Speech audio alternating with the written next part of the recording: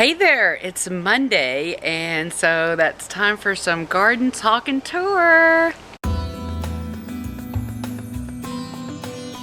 First thing that we're gonna do is catch a tour of the garden. We actually filmed it last night when we were watering because today's topic is actually about watering, some watering tips that you can employ in your garden, especially right now when it's so incredibly hot. So let's check out the tour, and then I'll catch back up with you after the tour, and we'll talk about some watering tips and some things that you can do to help your poor little plants survive this crazy heat. Here's All-Purpose Dad doing what he does best, figuring out the projects. So we're watering the flower bed, and this is kind of what we do, is just give it a good flooding in 3 different spaces. And before he gets this reset, because we noticed, as you can see, this plant right here is having a super struggle, and we were trying to see how things over here would do without having any shade cloth, and now we're both kind of the consensus that we need it on this side and on the other side. We're gonna move this tomato. It's got one turning lovely red right here. But you can see we trimmed off everything that was bad on this plant to kind of give us a reference point for what was going on with it, because I was curious if it was still not doing so good after we moved it. But after chatting about it, getting up into the 115s, we still think this is struggling with the amount of sun that it gets in the morning. This one, however, is pretty happy. But at this point, my husband really just wants to move everything that we're trying to save and keep and move into the fall garden. We want to move that all over here into the shade, kind of like where the squashes are, which is where we're about to go. Because as you can see, everything over here is just love and life. This is even reaching out to get the morning sun.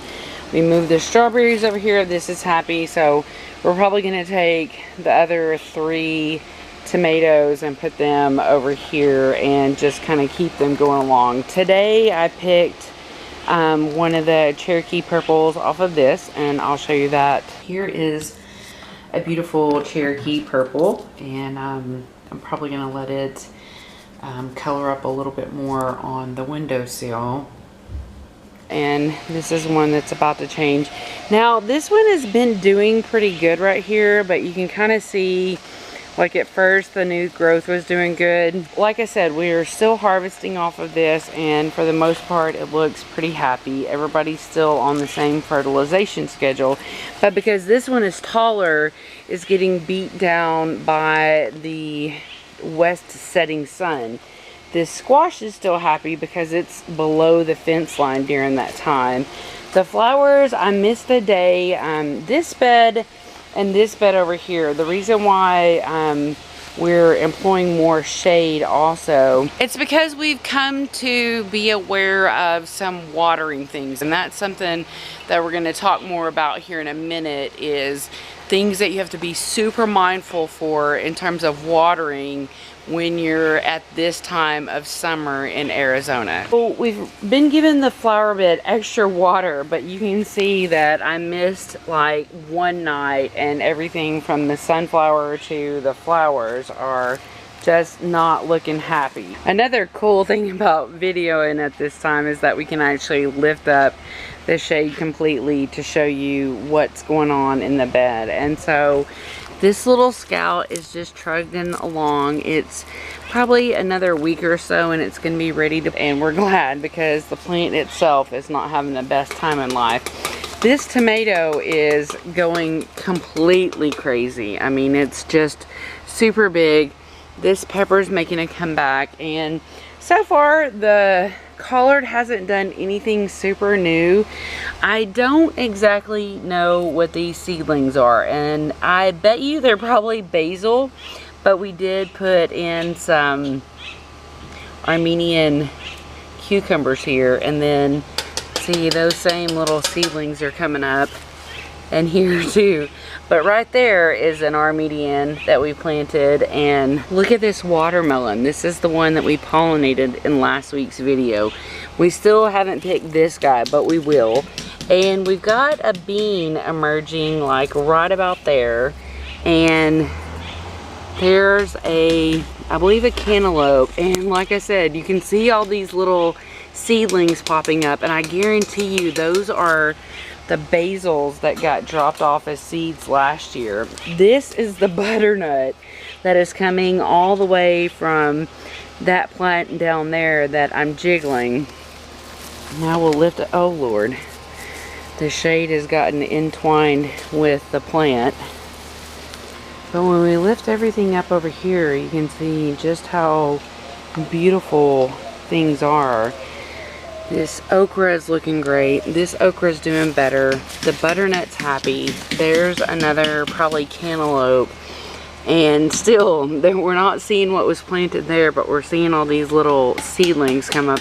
So we'll see what happens there. The sweet potato, I mean, this is right here.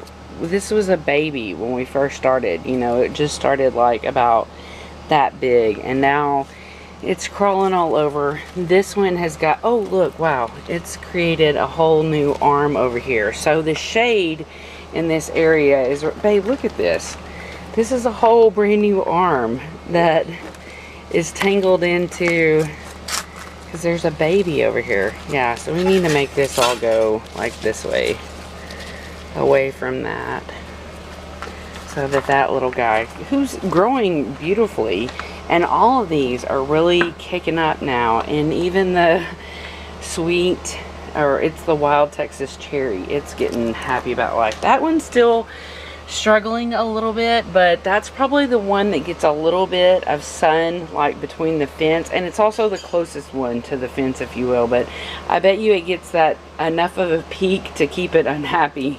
Maybe we need to scoot this over just a little bit more, but everything over here looks wonderful. All the tomato or patio tomatoes are super happy. This one, a couple of these, I've been a little late in the last couple days in getting the sunshade down. So we've got a little crinkling, but for the most part, everybody's happy. Everybody's getting watered. We did pick the big Mama Jamma, so I'll show you that. This is the Great White, and I really can't wait to slice it open. It's, the way you know again is it'll be soft to touch. That's kind of how you know, besides this coloring, because otherwise it's something else to watch a light green tomato turn into almost kind of a yellow white tomato. But that's the Great White. Something cool is, in spite of how hot it is, this cherry just keeps on going. And it may not look like it because I'm constantly coming along here and munching, but there's new tomatoes all the time. And the same thing goes for this one right here. And in case you didn't know it, and I haven't been pointing it out, but almost every single one of our monsoon plants have come in. So even where a couple of the beans didn't come in, we'll just go back and kind of do a second generation to fill those in. All-purpose Dad got us reset up over here. And tomorrow we need to get some more of these clamps. Super cheap at like the Staples or the Office Max, and that way we can fasten them to the spaces here. But this is going to give us a little bit more shade, and like I said, we're going to talk a little bit more about watering containers. And this particular bed is actually open to the bottom, like there's some weed cloth underneath it, but otherwise there's not a bottom like all these other beds have bottoms to them. So we lose a lot of extra moisture in these beds that we don't lose in the bottoms that have beds in them. So we're going to talk a lot about that here in a bit. As you can see, I have not harvested yet the oregano, and here's one of those little oregano flowers. These two are struggling. I almost wonder if they need a little bit more sun. This mint has actually been trying to flower, but I just wanted it to keep going crazy, so I keep pinching the flowers off and throwing them over into the bed. The back of this bed still super crazy and getting full of all different kinds of melons, so this is fun to look at and see. This wild Texas cherry that was a volunteer over here going crazy. Everything I'm shaking is that. Plus it's covered in little flowers, so we're gonna have all those soon. The chair's doing great. It's catching a lot of the overflow from the Armenian and the cucumber, so you can kind of tell the difference. Like, this is the, not cucumber, but this is the cantaloupe, and this is the Armenian cucumber. Then we still have the tomatillas going crazy. I think I still need to lower this some, simply because, you know, Mama Squash over here is only got these leaves that are still struggling super hard. But here's her baby. This okra is doing happy. Oh geez, I didn't even know that was there, but look at that huge okra.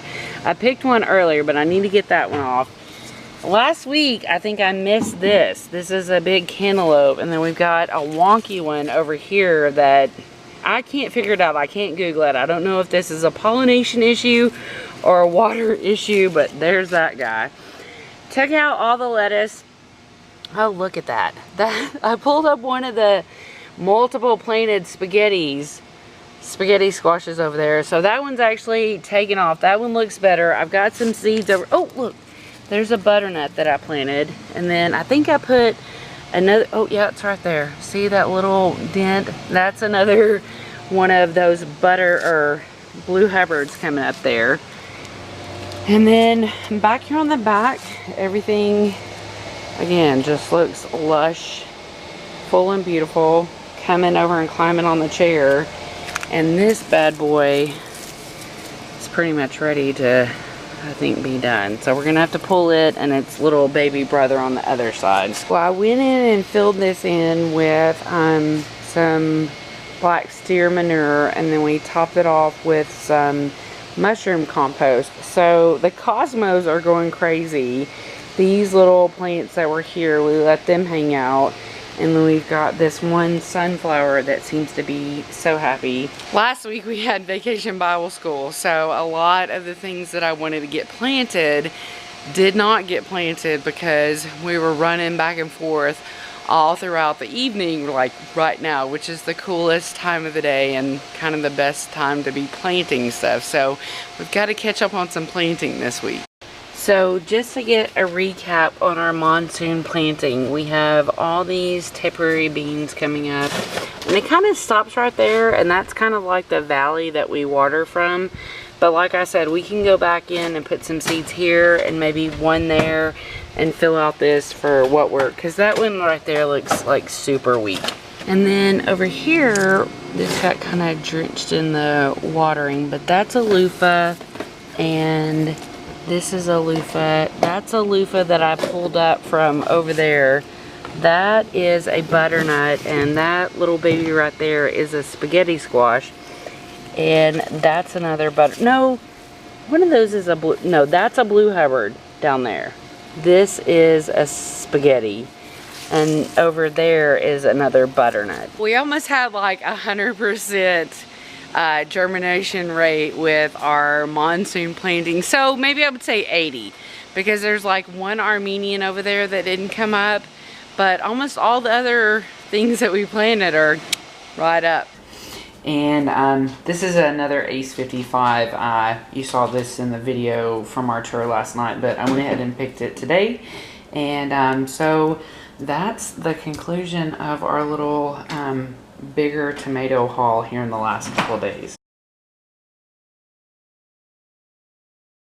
I hope you enjoyed the tour, and now I want to chat with you about the number one thing that I keep hearing from people, whether I'm out at the library or I'm at different stores. When I talk about my garden, people are like, the heat is killing my plants right now. So just to do a quick review of what that involves and how to figure out the solutions for your garden. The first thing that you obviously want to look at is your water situation.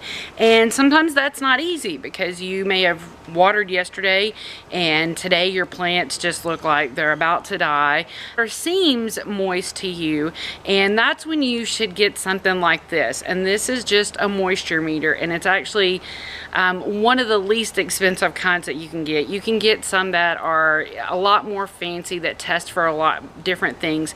But the cool thing about this being so simple is it's dry, moist, and wet. Let's go back to that scenario, okay? So you've watered, today your plant is drooping, it feels like the soil is kind of moist, but then you test it and you see that it's moist, then you know that your plant is doing okay in terms of the soil. So even though that plant looks terrible, you can't let that like trick you into watering it more, because we know that that's not good for the plant either. So the next thing you have to think about is, if the water is okay, what about the shade? And we've got a couple of videos here in the last couple weeks that you can check back on as and look into the different tips that I've given you about shade. So if your water's right, then what can you add in terms of shade, or what can you move? And if you can move it, if it's a container, if it's a bucket, if it's something like that, then move it. But if it's something that's stationary like a bed, then you're going to want to employ some different ways that you can shade that bed. And maybe as simple as putting like a PVC frame around your bed and clamping some shade cloth to it, or some inexpensive lace sheer panels that you get from Goodwill or Savers. The next thing I want to talk about is your container plant. There's that thing with being in the desert that we kind of are real embracing of the terracotta pot look. Unfortunately, those type of pots get so hot, which then in turn makes your soil really hot, which then bakes your roots and just causes chaos for your plants, and you're obviously not going to get much food from that. I wouldn't recommend right now while it's in the upper hundreds to be transplanting, but something that you can do with your terracotta plants is get a bigger container, something that's bigger than your terracotta pot, and put your terracotta pot inside of that. You can even add some soil in between, and that'll give a barrier between the elements, the heat, and your terracotta pots. So that's a thing. Another thing is, if you're using 5-gallon buckets like I am, I'd really recommend during this time to be checking their moisture levels about every 2 days. That's our game plan, because that's what we saw last night. I'm going to show you. So you see in there, everything looks happy today now that we added the second shade over here, and we got it really wet in this bed. And the squash that we had here that were struggling, they look wonderful today, and that's a cue to us. That's a cue for the buckets and anything like this that loses moisture rapidly, that we've got to start checking it every 2 days if we want to be successful. Again, if you've got some smaller containers that could go into something bigger that would help it insulate more, I would definitely recommend that. And always try to avoid using like a black container of any kind, because obviously that's going to be just like if you were wearing black in the sun. So another thing that you can do is obviously mulch. If you remember over in bed 1, we had all the lettuce in there that was acting as a living mulch.